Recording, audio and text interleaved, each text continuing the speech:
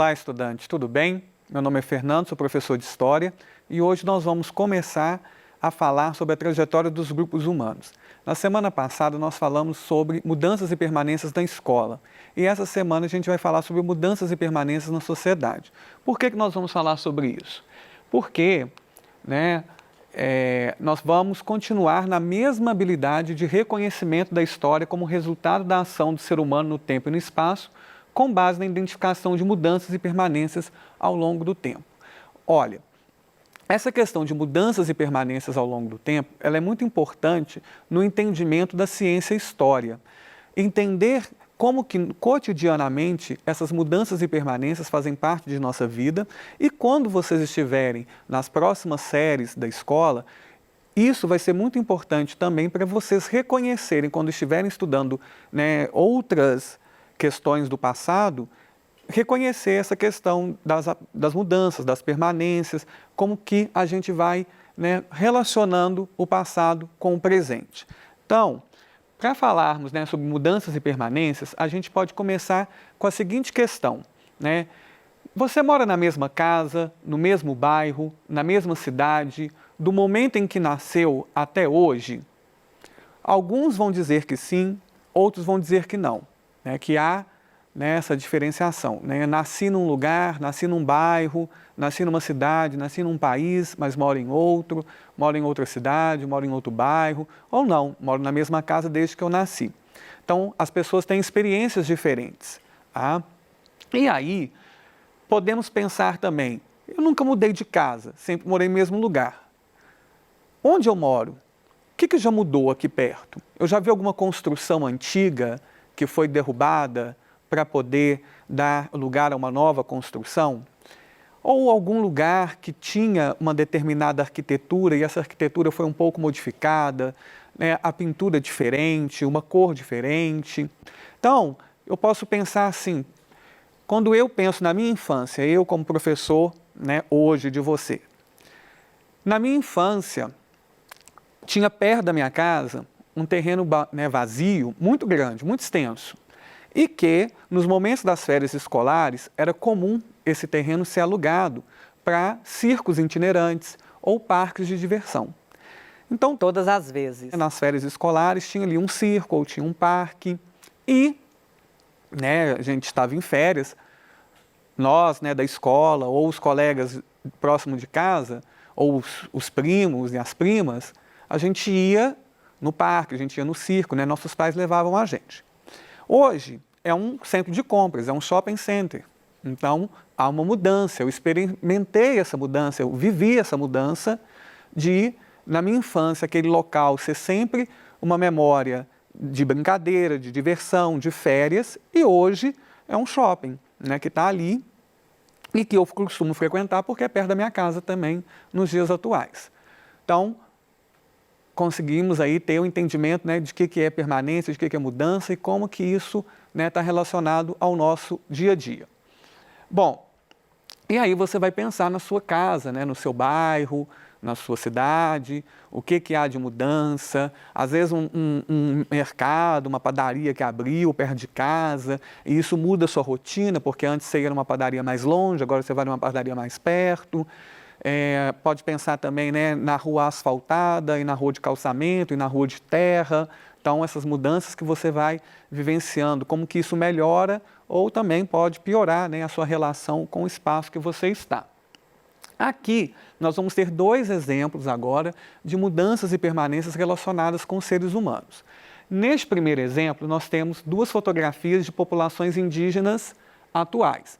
Essas duas fotografias desses povos originários do Brasil mostram mudanças e permanências. A primeira aqui que nós vamos tratar, permanência. Tá? Nós vemos aqui crianças, numa fotografia atual, com as suas indumentárias originais, com as suas manifestações culturais através da vestimenta. Isso é muito importante a gente entender que a pintura da pele é um tipo de indumentária, é um tipo de vestimenta. O ato de vestir não é colocar blusa, colocar uma calça, um sapato, é você modificar a sua estrutura de corpo. Então, quando né, o tipo de cabelo, a pintura do rosto, a pintura do corpo, né, e aqui a gente tem, né, os meninos usando as miçangas ali, formando, né, figuras geométricas, né, as cores, isso tudo são identificações culturais, são manifestações culturais na vestimenta desse grupo.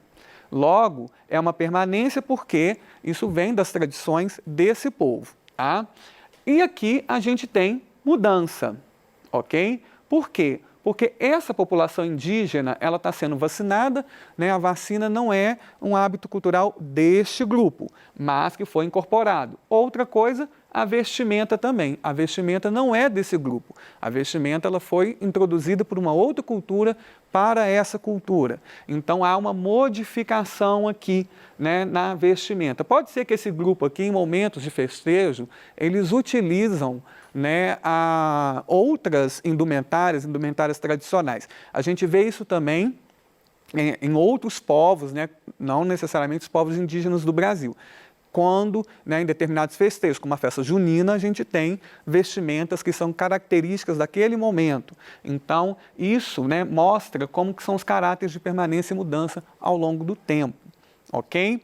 Outro exemplo que nós temos aqui é da cidade de Belo Horizonte. Nós temos duas fotografias, uma de 1958, a outra mais atual. A de 1958, que está, né, em tons de cinza, mostra, né, a mesma, né, região da cidade, a Avenida Afonso Pena, e na fotografia, né, em tons de cinza, você vê que há muito mais árvores aqui, né, o espaço de movimentação dos automóveis era menor, e hoje a gente já tem, né, menos áreas verdes, mais asfalto, né, ou seja, né, mais linhas para circulação de veículos, temos mais prédios em volta, temos mais construções, né, mais próximas ali à Serra do Curral.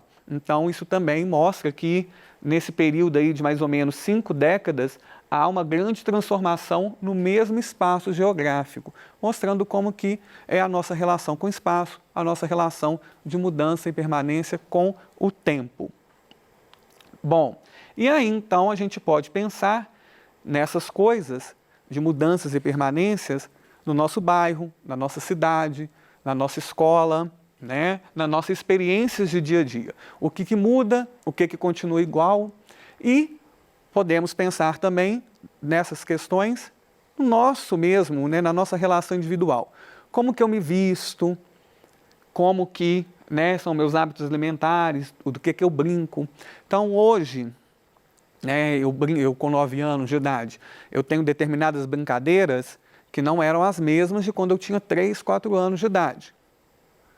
O que eu me alimentava com 3, 4 anos de idade pode ser o que eu não alimento hoje. Eu posso ter mudado os hábitos alimentares, eu posso gostar de alguma coisa que eu não gosto mais. Eu posso mudar meu hábito alimentar, por exemplo, por questões de saúde. Então, antes eu costumava comer bala, comer doce, tomar refrigerante, e não faço isso mais por questões de saúde. Então, não vou mais tomar um refrigerante, vou tomar suco natural. Eu não vou comer doce, não vou comer bala, eu vou comer fruta e por aí vai. Então, a gente vai mudando também essas questões no nosso dia a dia, de vestir, de comer, de brincar. Tudo isso faz parte, né, dessa questão, né, de como que nós vamos mudando e algumas coisas nós vamos permanecendo, nós vamos deixando ali, né, no nosso cotidiano, a nossa relação, né, com as pessoas e com o espaço. Bom, então aqui nós temos um texto, né, do plano de estudo tutorado que fala sobre as lavadeiras. Veja bem, antigamente as pessoas viviam de um modo um pouco diferente. Na maioria das famílias, os pais trabalhavam fora e as mães cuidavam dos filhos e da casa. As roupas, por exemplo, eram lavadas à mão em grandes tanques de pedra ou cimento. Em algumas cidades, as mulheres lavavam suas roupas nas margens dos rios. Eram as famosas lavadeiras. Esse era um trabalho duro, que levava horas para ser finalizado, mas também um momento de reunião e união das senhoras que lavavam suas roupas em meio a muita cantoria. Então, Esse texto, ele está indicando para nós uma experiência de tempo, a experiência das lavadeiras. Olha que questão interessante. Pode ser que você nunca tenha vivenciado, né, ter visto uma lavadeira, ou pode ser que isso seja comum, né, na sua cidade, né, onde que você vive, ter ainda essas profissionais. É interessante, né, existe um ditado, né, uma fala na sociedade que fala assim: nossa, você fala igual uma lavadeira, né? Ou seja, que você fala muito. E por que que tem esse ditado? Justamente porque a experiência de tempo, a experiência de vida desse grupo ali, né, quando elas se encontravam para lavar roupa na beira do rio, era de conversa. Era um momento em que essas senhoras, né, essas mulheres, elas se encontravam e elas vão ali compartilhar conhecimento, compartilhar informações, né? Elas vão contar sobre a vida delas. Era um momento em que elas tinham ali de diálogo. E a cantoria, né, que gerava criatividade, essas mulheres expunham, né, experimentavam criatividade ali ao cantar, né, e ao entoar várias músicas, né, sobre a própria vivência, né, de ser lavadeira. E aí, veja, tem esse ditado, né, que falava, né, não fala igual lavadeira, né, uma coisa, né, que denota uma certa discriminação. E você vai pensar também, né, que esse espaço ele vai deixar de existir com algumas mudanças que vão ocorrer.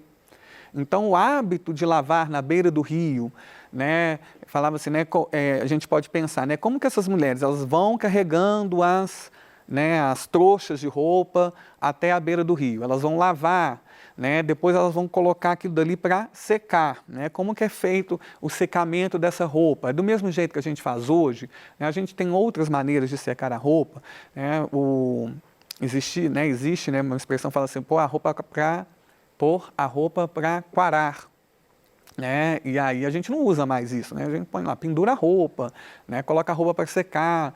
E antes, né, o termo era um pouco diferente.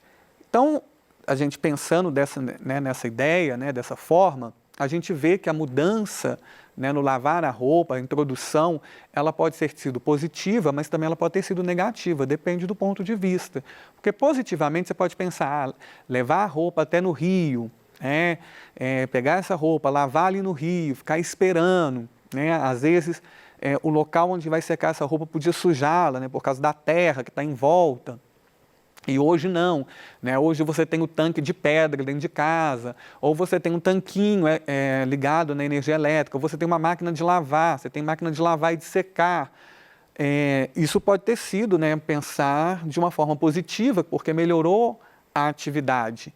Mas também pode ter pensar de uma forma negativa, porque você eliminou, né, o contato entre essas mulheres, né, eliminou o exercício da criatividade quando elas entoavam as suas cantorias, né, os seus cantos, quando elas, né, conversavam entre elas e trocavam experiências, confidenciavam, né, coisas do dia a dia, fofocavam, né, sobre, né, as coisas que estavam acontecendo ali, compartilhavam pensamentos políticos, pensamentos culturais, da criação dos filhos e das filhas.